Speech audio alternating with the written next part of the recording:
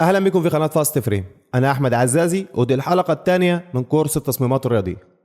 النهارده هنتكلم عن اهم حاجه في التصميم كله وهو الكومبوزيشن او التكوين.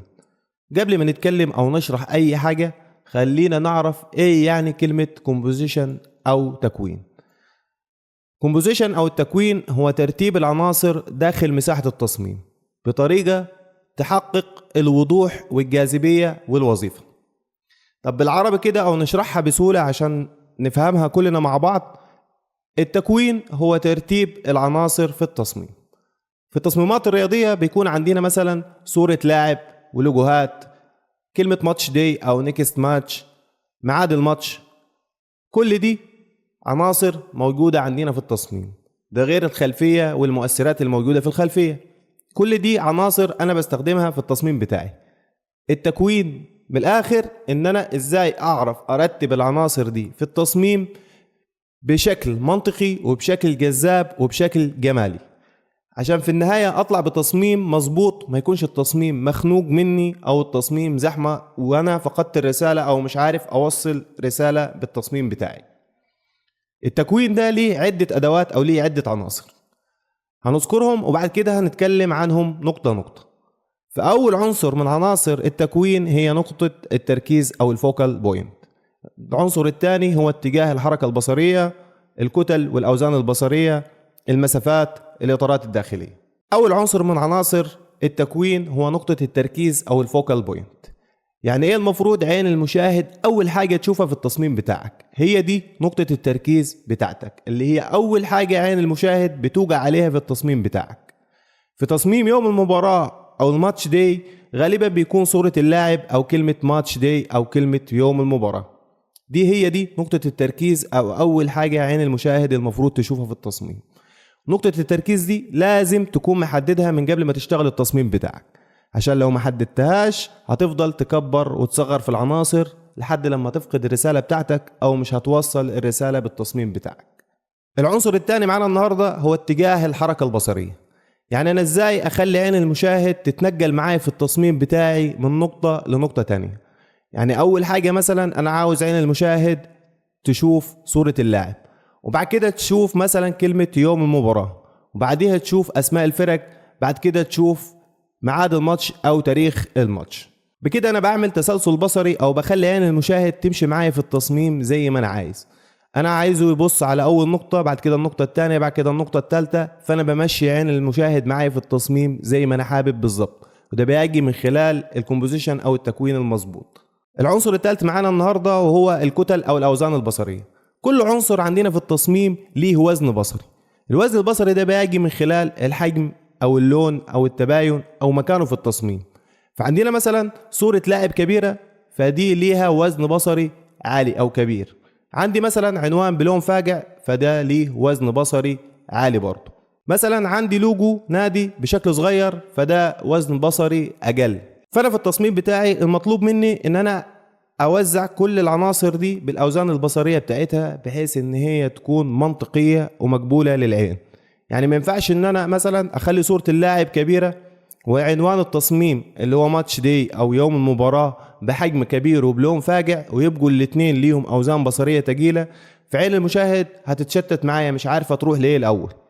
والحاجة المهمة عندنا بعد كده ازاي ان انت توزع العناصر على حسب اهميتها في التصميم. ما ينفعش ان انت تعامل كل العناصر اللي موجودة عندك في التصميم على اساس ان هي ليها نفس الاهمية. احنا عندنا في التصميم عناصر بتكون عناصر اساسية، وعندنا حاجة تانية بتبقى عناصر ثانوية، وحاجة ثالثة عندنا اسمها عناصر داعمة. مثلا في تصميم يوم المباراة أو المباراة القادمة بتبقى العناصر الأساسية عندنا هي أسماء الفرق والتوقيت والميعاد بتاع المباراة.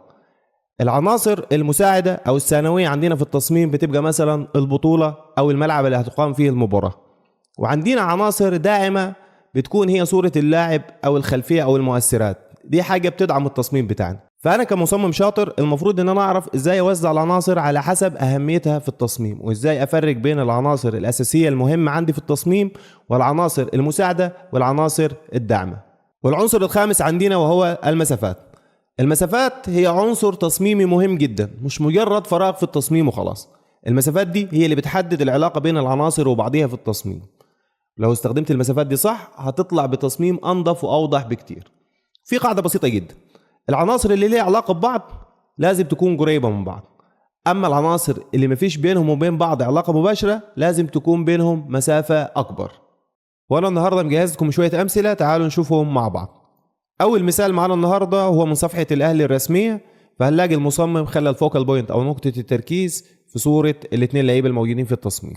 وبعد كده لو جينا نشوف فين اتجاه الحركة البصرية، فهنلاقي عينك بتتحرك من صور اللعيبة لكلمة ماتش دي او اللي هو عنوان التصميم، وبعد كده عينك هتتحرك على اسماء الفرق، وبعد كده على توقيت المباراة، واخر حاجة عينك هتشوفها اللي هي البطولة اللي هتتلعب فيها الماتش ده.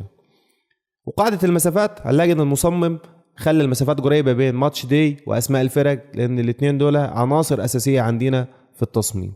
والمثال الثاني معانا النهاردة برضو من صفحة الاهلي الرسمية، فهنلاقي برضو المصمم خلى الفوكال بوينت عندنا في صور اللعيبة اللي موجودة في التصميم، وبعد كده عينك هتتحرك على كلمة ماتش دي، وبعد كده عينك هتتحرك على اسماء الفرق، التوقيت، واخر حاجة برضو هتشوف البطولة او اسم البطولة اللي هتلعب فيها الماتش. والمثال الثالث معانا النهارده برضو من صفحه الاهلي الرسميه، فهنا هنلاقي الفوكال بوينت عندنا في العنوان بتاع التصميم، هي دي نقطه التركيز او اول حاجه عينك هتوجع عليها اول ما تشوف التصميم ده.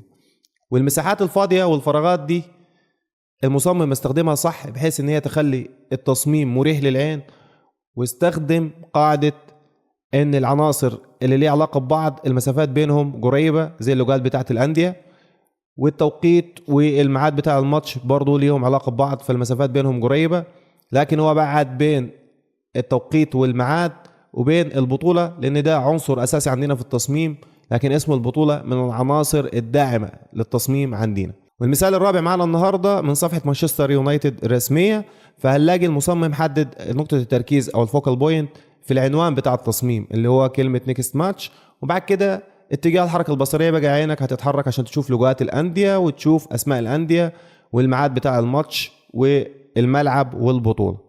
فهنا المصمم نجح برضو لأن هو حدد نقطة التركيز من البداية وهو عنوان التصميم. والمثال الخامس معانا النهاردة برضو من صفحة مانشستر يونايتد الرسمية، فهنلاقي الفوكال بوينت عندنا برضو في أسماء الفرق، هنلاقي هنا كلمة يونايتد وفيلا، فدول خلاهم الفوكال بوينت، وهو نجح في كده باستخدام الكتل والتباين، اللون الاحمر اللي اتكتبت بيه الكلمتين دول على الخلفيه الدارك اللي ورا مع الكتل الكبيره الكلمتين، خلوا دول هم الفوكال بوينت عندنا في التصميم. بعد كده عينك هتتحرك في التصميم عشان تشوف اللوجوهات وتشوف الميعاد بتاع الماتش وتشوف البطوله والملعب، وبالنسبه لنا اللاعب والمؤثرات الموجوده في الخلفيه، كل دي عناصر داعمه للتصميم، لكن العناصر الاساسيه عندنا هي الفرق واللوجوهات بتاعت الأندية وميعاد الماتش والتوقيت بتاع المباراة. والمثال السادس معانا النهاردة من صفحة أتلتيكو مدريد الرسمية، فهنلاقي الفوكال بوينت عندنا برضو هو عنوان التصميم كلمة ماتش دي، وهو برضو نجح ان يخلي دي هي الفوكال بوينت من خلال الحجم ومن خلال التباين من خلال الألوان بتاعت كلمة ماتش دي، التباين بينها وبين الخلفية هو ده اللي خلى دي الفوكال بوينت عندنا في التصميم. وهنلاحظ ان كل التأثيرات الموجودة في الباك جراوند وصورة اللاعب وصور الجمهور كل دي عناصر بتدعم التصميم او عناصر داعمة في التصميم مش عناصر اساسية. وهنا في التصميم ده المصمم استخدم نظام الجريد عشان يعمل التصميم ده. والتصميم او المثال السابع معانا النهاردة من صفحة مانشستر سيتي الرسمية، فهنلاقي برضو الفوكال بوينت عندنا موجود هنا في عنوان التصميم، وبرضو خلى دي الفوكال بوينت من خلال الكتلة بتاعتها ومن خلال التباين اللي موجود في كلمة ويمبلي باوند. وبعد كده عينك هتروح للصور بتاعت اللعيبة، وبعد كده هتروح للوجوهات، واخر حاجة تحت هتشوفها مكتوب الاستاد والميعاد والتوقيت بتاع الماتش، دول في اخر التصميم تحت، فدي اخر حاجة عينك هتشوفها. اللي هنكتشفه من كل الامثلة اللي احنا شفناها النهاردة وكل الكلام اللي احنا اتكلمنا فيه ان التكوين الجيد بيطلع لك تصميم نظيف وتصميم ناضج.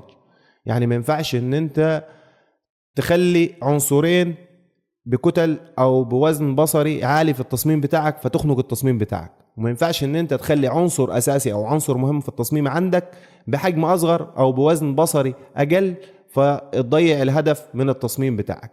لو وصلت لحد هنا ما تنساش ان انت تعمل لايك للفيديو وتنزل تشترك في القناة لو انت لسه ما اشتركتش، لان الفيديو اللي جاي مهم جدا. هنتكلم فيه عن التوازن البصري وعن التسلسل الهرمي للمعلومات اللي موجودة في التصميمات الرياضية.